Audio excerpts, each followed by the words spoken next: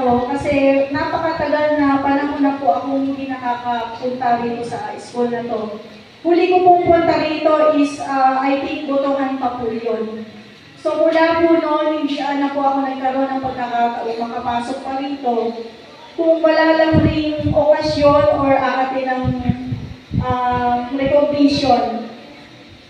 At dahil nga po, medyo malayo ako, so malalang na rin ang uwi. Kaya talagang, ito lang po yung opportunity na makapasok po ulit ako rito sa eskwelahan ko pinanggalingan.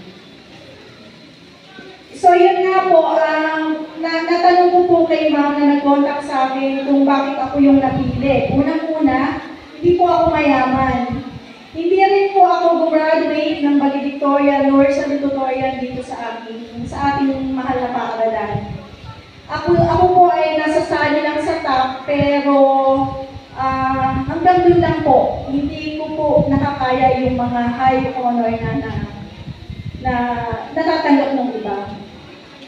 Ganun pa man, nabanggit po niya na highly recommended daw ako ni Ma'am Agnes, ang aking grade 6 advisor noong time na yun. Nag-message po ako kay Ma'am at nagtanong po ano bang pwede kong i-share sa inyo.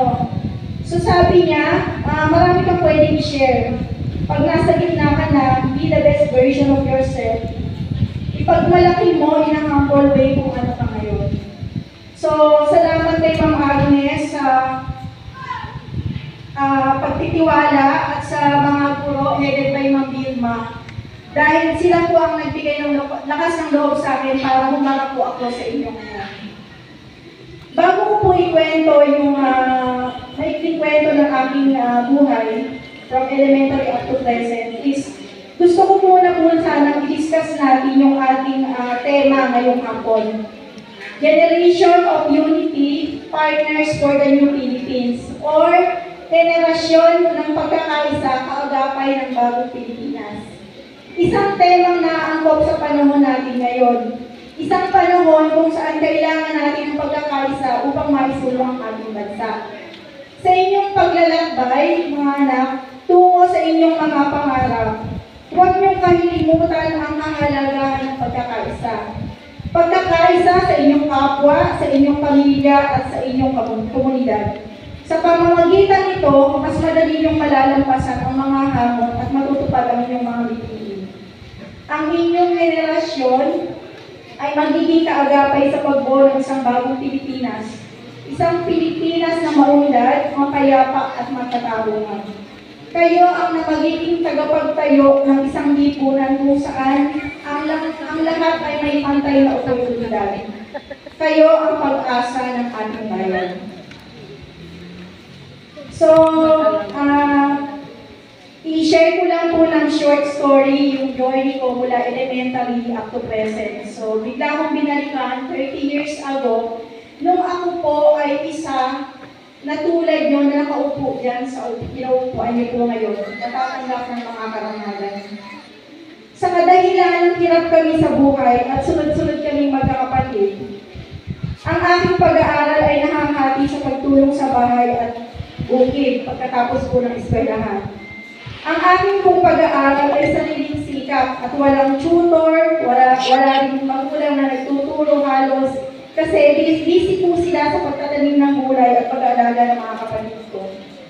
Kaya even po sa mga special occasions like recognition, graduation, hindi po ako nasasamahan ng mga magulang ko kasi busy sila. Most of the time po, pupuntahan ko ang ninong, ang ninang, ang tita, para hingin yung mga bakanting oras nila para masamahan ako. Hindi naman po ako napapahiya sa kanila at sinasamahan nila ako. Minsan, may pagkakataong natatandaan ko po na ang isinama ko ay pinsan ko kasi lahat po sila ay busy that time. Ngayon, luckily, naisama ko po ang aking nanay. So sa totoo lang, ngayon ko lang po siya naisama. From grade school to high school na recognition ko, hindi ko sila naisasama. Sa ngayon lang. So, nagpapasalamat ako at nandito po siya ngayon. So sa murang edad, hindi ko po naranasan ng kalayaan tulad ng iba, tulad ng mga buhay niyo po ngayon mga kabataan. bahay at eskwelahan lang po ako. So every time na may lakad po kami magkakaklase, ang pinakagala lang naman doon is magpipiknik, maliligo sa ilog. So yun lang po, yung mga ganyang lakad po ay hindi po ako nakakasama. Kasi kailangan ko pong maiwan sa bahay para alagaan ang mga kapatid ko. Kasi ang mga magulang ko po ay bibiyahe ng gulay sa Maynila. So nakarating ako ng high school at college na ganun pa rin po ang buti ng buhay ko. Ang challenge naman that time is sapat lang po yung pambao ng budget na naibibigay sa akin. Sa kabila po ng mga lahat ng yon, hindi ko naman masisi ang mga magulang ko at nagpapasalamat ko po ako dahil pinapang po nila yung pag-aaral namin magkakapatid. After college, sa malayong lugar po ako nabigyan ng pagkakataong makapagtrabaho. Ito po ay sa Laguna, sa tulong ng aking Tito Boy. Dito nag-start ang journey ko sa trabaho